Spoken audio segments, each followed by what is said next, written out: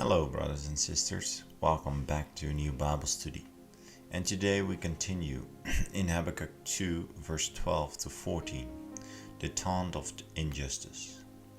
Woe to him who builds a city with bloodshed and establishes a town by injustice. Has not the Lord Almighty determined that the people's labor is only fuel for the fire, that the nations exhaust themselves for nothing? For the earth will be filled with the knowledge of the glory of the Lord as the waters cover the sea. So if we dive into the background and context, think of the 5 taunt songs, the Woes, in Habakkuk as 2 steps leading up to a capstone, and 2 steps leading downward on the other step. Woes 1 and 2 are steps leading up, and this one is the capstone, the centerpiece of the songs. Rather than vengeance for Babylon, it provides an ultimate hope for God's people. So let's dive into this taunt. Woe to him who builds a city with bloodshed and establishes a town by injustice. The phrase, builds a city with bloodshed and establishing a town by injustice, echoes a similar condemnation in the Prophet of Micah about 75 years earlier. There he writes, "Hear this, you leaders of Jacob, you rulers of Israel, who despise justice and distort all that is right, who build Zion with bloodshed and Jerusalem with wickedness," as we can read in Micah 3 verse 9 and 10. This parallel, obviously a not so subtle reminder that in both cases people are indicted for crimes of building cities with blood and injustice. In Micah, it is the leaders of Jerusalem, while in Habakkuk, it is the leaders of Babylon. This shows that God's standards don't change. God demands righteousness and injustice for all people and all nations. Let's dive into the second interesting point, that's all labor is in vain.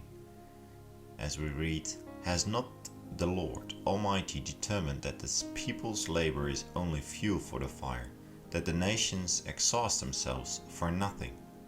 We see a similar prophecy in Jeremiah, who was a contemporary of Habakkuk. There he writes, "Babylon's thick wall will be leveled and her high gates set on fire. The peoples exhaust themselves for nothing. The nation's labor is only fuel for the flames." We can read that in Jeremiah 51 verse 58. The glory of the Babylonian cities, which were built by bloodshed, were merely fuel for the fire. And like any fuel, it is consumed and vanished. The glory of the Lord will endure forever. No trace of Babylon's famous hanging gardens, one of the 7 wonders of the world, exists today. All that is left are ruins and a few artifacts in museums. Unless the Lord builds the house, the builders labor in vain. Unless the Lord watches over the city, the guards stand watch in vain, as you can read in Psalm 127 verse 1. And the third interesting point is God reigns, for the earth will be filled with the knowledge of the glory of the Lord as the waters cover the sea. Not surprisingly, Yahweh uses similar words to all of the prophets. Isaiah 11:9 states similarly, "They will neither harm nor destroy on all my holy mountain, for the earth will be filled with the knowledge of the Lord as the water covers the sea." The opposite of bloodshed and violence used to build a city is the knowledge and glory of the Lord filling the earth. What a striking contrast between the self-glorification of the Babylonians and the abiding glory of God. Knowledge in Hebrew means more than just information. It is a relational word and includes things like love, trust, respect, and open communication. Knowing involves intimacy and experience, as in the marriage relationship. So when God declares the earth will be filled with the knowledge of the glory of the Lord, he is saying that the inhabitants will know God, not just know about God. Glory is a term for God's presence, as we can see in Exodus 16:7. often connected with the Shekinah glory cloud and with the Ark of the Covenant. When the earth is filled with His glory, it means it is filled with His visible and tangible presence.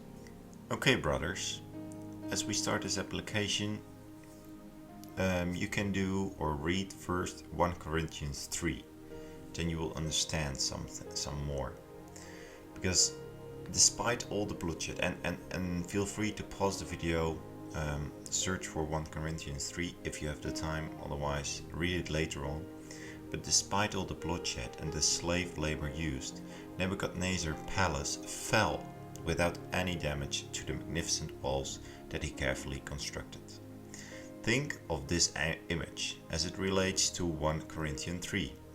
Paul tells us that one should build with care, and that we secure on only one foundation, and that foundation is Jesus Christ.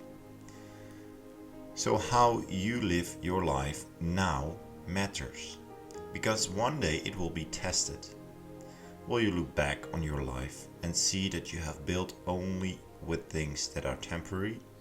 Or will you have used your time, your gifts, and your talents to build something that will last for eternity? Will it disappear in the fire because it has all been selfish ambition? Or will it be lasting, built for eternity? What does your building look like? And again, read 1 Corinthians 3. Paul is so clear about this. And I hope and I pray that God will help you in this. And God bless you in studying the Bible, studying with us, with these videos. And thank you for listening and watching, and definitely hope to see you in the next one.